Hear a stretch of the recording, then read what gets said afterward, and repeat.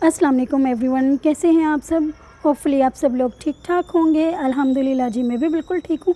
और ये ब्यूटीफुल सा केक जो आप देख रहे हैं, ये मेरे बेटे की बर्थडे का केक है। तो आइए इसको बनाना स्टार्ट करते हैं।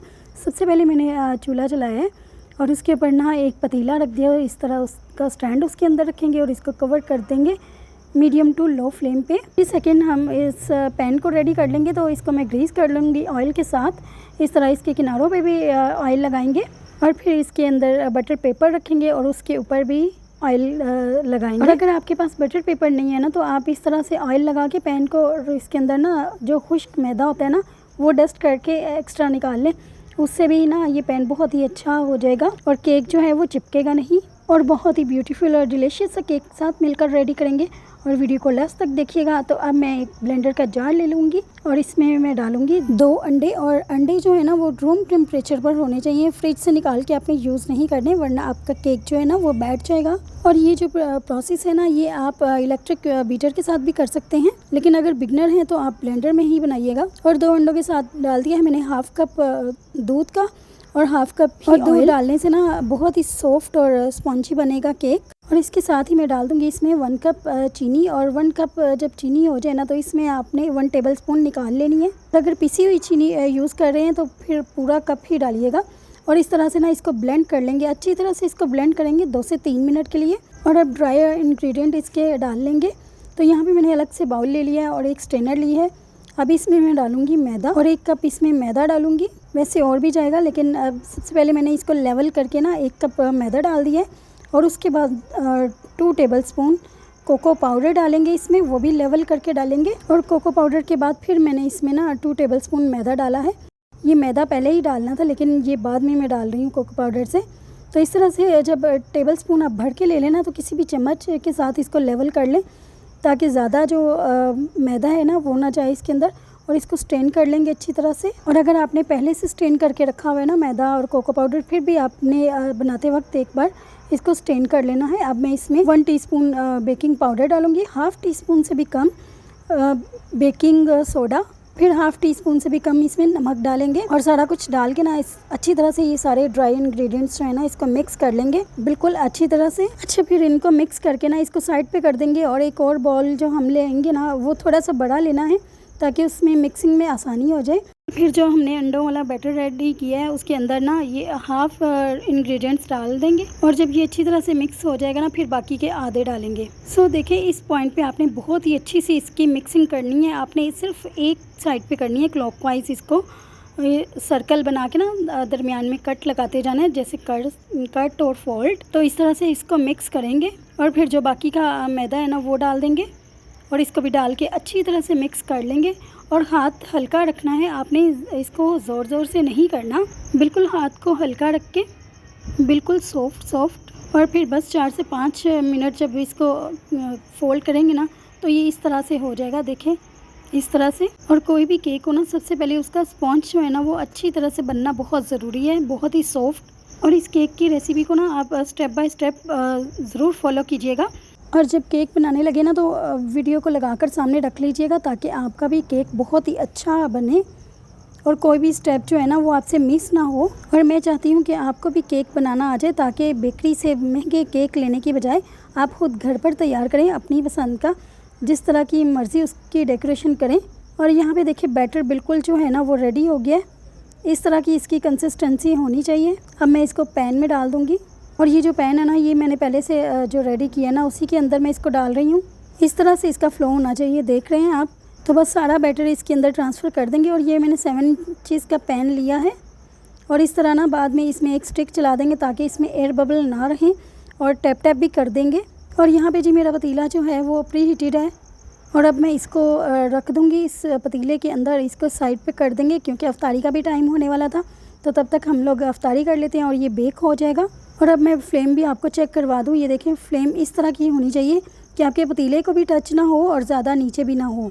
यहाँ पे मैंने इसको 40 मिनट्स के बाद चेक करने के लिए जब स्टिक डाली है, तो स्टिक जो है ना वो बिल्कुल क्लियर बाहर आई है। तो इसका मतलब है कि केक हमारा रेडी है। अब मैं इसको निकाल लूँगी। और माशाल्लाह से हमारा बेहतरीन सा स्पंज तैयार हो गया है। अब मैं चॉकलेट सॉस रेडी करूँगी। उसके लिए मैंने हाफ़ कप चीनी ले ली है, 2 टेबलस्पून कोको पाउडर और हाफ़ कप दूध का ले लिया मैंने, और दूध में इसको मिक्स करेंगे अच्छी तरह से। और दूध जो है वो गाढ़ा होना चाहिए। इस तरह से पहले इसको मिक्स कर लेंगे, फिर इसको इस तरह से ना चूल्हे पे रेडी करेंगे। और तब तक रेडी करेंगे जब तक एक इसका रनी सा ना तैयार हो जाए लिक्विड। और चॉकलेट जो है ना वो भी हम इसमें ऐड करेंगे। और चॉकलेट मैं यहाँ पे इस वक्त ये यूज़ कर रही हूँ, ये कोको चिप। ये चॉकलेट ना ड्रॉप्स में आती है, ये आप कप केक्स में भी डाल सकते हैं और वैसे भी केक में जिस मर्ज़ी पर्पज़ के लिए यूज़ कर सकते हैं। अब मैं ये इसके अंदर डाल दूँगी और डाल के अच्छी तरह से इसको मिक्स कर लेंगे ताकि सारी चॉकलेट जो है ना वो मेल्ट हो जाए। और इसको मेल्ट होने तक पकाएंगे, बस थोड़े थोड़े से जो है ना वो इसके चंक्स रहने चाहिए। और फिर उसका फ्लेवर ना मुंह में आता हुआ बहुत ही अच्छा लगेगा। और ये बॉइलिंग फॉर्म में आ गई है, ये रेडी हो गई है। अब मैं इसको उतार के तो ठंडा कर लूँगी। और इधर से जो हमारा केक का स्पॉन्ज है ना, ये इसको मैंने कवर करके रख दिया था। और फिर केक की कटिंग करेंगे। और ये स्क्रैपर का जो पैक है ना, ये मैंने बेक हाउस से लिया था। और ये पैलेट नाइफ़, आइसिंग नाइफ़ जिसको कहते हैं, ये भी मैंने वहीं से ली है।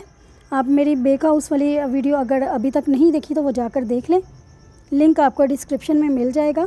क्योंकि मुझे पता है कि बहुत ज़्यादा ऐसे कमेंट्स आने वाले हैं कि आपने ये चीज़ कहाँ से ली और ये चीज़ कहाँ से ली, इसलिए मैं आपको ना डिटेल में आगे चल के बताऊँगी। और ये देखिए केक का मैंने वो बटर पेपर उतार लिया था। अब इसकी कटिंग कर लेंगे। और ये सबसे पहले जो ऊपर डोम बनी हुई है ना, ये हमारे किसी काम की नहीं है, इसको अलग से कर देंगे। और फिर इसको 2 पार्ट्स में डिवाइड करेंगे। और आज मैं इसको 2 लेयर में रेडी करूँगी। और केक की जो कटिंग है ना वो बहुत ही एहतियात के साथ करेंगे। अगर आप नाइफ़ के साथ कर रहे हैं तो, वरना अगर थ्रेड के साथ आपको एक्सपीरियंस है तो आप उससे भी बहुत अच्छी कटिंग कर सकते हैं। ये देखिए, ये अंदर से भी इसकी जाली चेक करें कि कितनी अच्छी बनी है। और केक हमारा बहुत ही ज़बरदस्त स्पॉन्ज बना है। अच्छा तो जी मैंने इलेक्ट्रिक के ये बीटर ले लिया और अभी इसकी अटैचमेंट में लगा रही हूँ, ये बीटर वाली। और अगर आपके पास ये इलेक्ट्रिक बीटर नहीं है ना, तो आपको ये क्रीम वाला केक बनाने के लिए ना, आइसिंग वाला केक बहुत ही मुश्किल होगी। और यहाँ पे मैंने जी ले ली है वीपी विप की क्रीम, और ये भी मैंने बेक हाउस से ली थी। और ये मैंने ली है 1 कप और 250 ml। और ये जो क्रीम है ना आपकी, ये अच्छी खासी ठंडी होनी चाहिए। आपने फ्रीज़र में इसको पहले से रखा हो, लेकिन इसमें आइस भी ना जमी हो, वरना आपकी आइसिंग अच्छी नहीं बनेगी। तो बस इसको मैंने डाल दिया है और इसको बीटर के साथ ना अच्छी तरह से बीट करेंगे। और करते करते इतना बीट करेंगे कि इसकी स्टिफ सी पीक्स बन जाएं, तब तक इसको बीट करना है। और ये मैं आपको फास्ट फॉरवर्ड करके दिखा रही हूँ वीडियो। पहले आपने इसको लो स्पीड पे करना है और फिर इसकी स्पीड जो है ना वो हाई कर देनी है। और अच्छी तरह से सारी साइड्स पे इसको बीट करना है। और साथ ही साथ चैनल पर न्यू है तो चैनल को अभी तक सब्सक्राइब क्यों नहीं किया, अभी करें। और फ्रेंड्स में भी शेयर करें, इसको लाइक भी लाजमी कीजिएगा। अच्छा तो अगर आप बेकिंग के शौकीन हैं ना, तो आप इस तरह की चीज़ों पे ज़रूर इन्वेस्ट कर लें। और एक ही बार करना पड़ेगा आपको। और आप इजीली जो भी केक बनाना हो या फिर कप केक्स बनाने हों, किसी भी तरह की बेकिंग करनी हो, तो आपके लिए बहुत ही सहूलत हो जाएगी। और बेकिंग से रिलेटेड जो भी आपको इंस्ट्रूमेंट चाहिए होंगे ना, उसके लिए मैंने अलग से एक वीडियो बनाई हुई है, वो भी आपको मिल जाएगी मेरे डिस्क्रिप्शन में, मैं लगा दूँगी। जो भी बेकिंग के लिए ना ज़रूरी चीज़ें चाहिए होती हैं वो।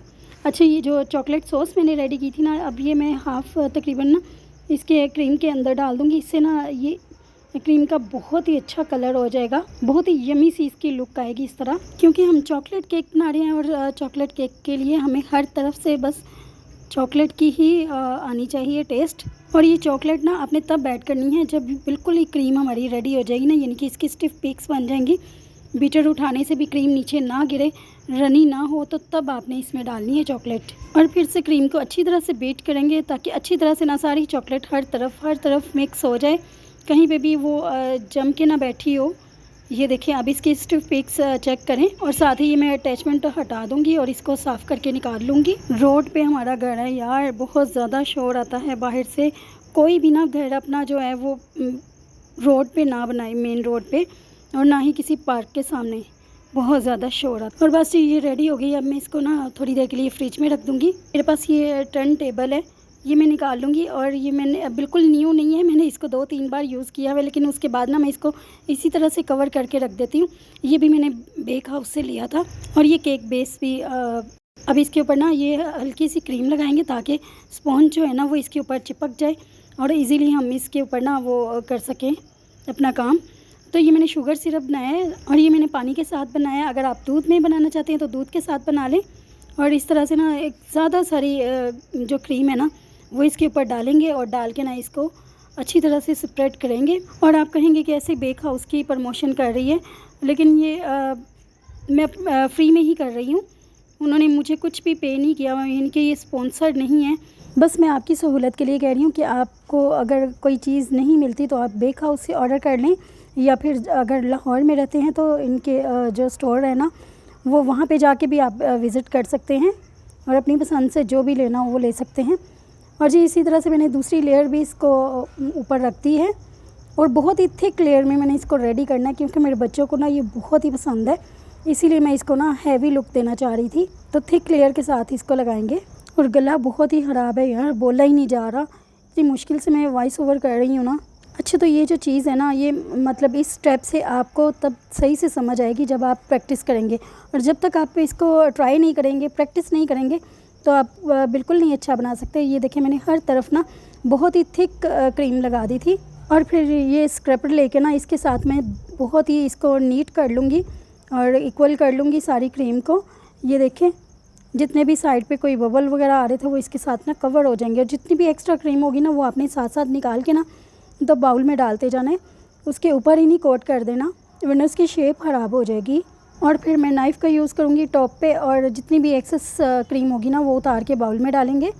तो देखिए कितनी अच्छी सी इसकी नीट सी वो आती जा रही है लुक। और अब मेरे पास टाइम नहीं था, वरना मैं इसको ना जब मैंने इसकी लेयरिंग की है ना, तो उसके बाद मैं इसको अगर फ्रिज में रख देती ना आधे घंटे के लिए, तो बहुत ही अच्छी ये क्रीम और ज़्यादा सेट हो जानी थी, लेकिन टाइम ना होने की वजह से मैंने इसको राइट अवे बना लिया। तो आप इसको ना इस तरह से फ्रिज का भी यूज़ करें, तो फिर इसकी आइसिंग करें, बहुत ही अच्छी होगी। चेक करें ज़रा क्रीम का कलर कितना अच्छा है। और इस ईद पे ना आपने ये केक खुद से घर में रेडी करना है। और देखें केक कितना नीट हो गया है। और ये जो कॉम्ब मुझे मिली है ना बेक हाउस से, ये एक ही सेट था, मतलब इसमें डो कटर और स्क्रैपर और साथ ही एक कॉम्ब होती है।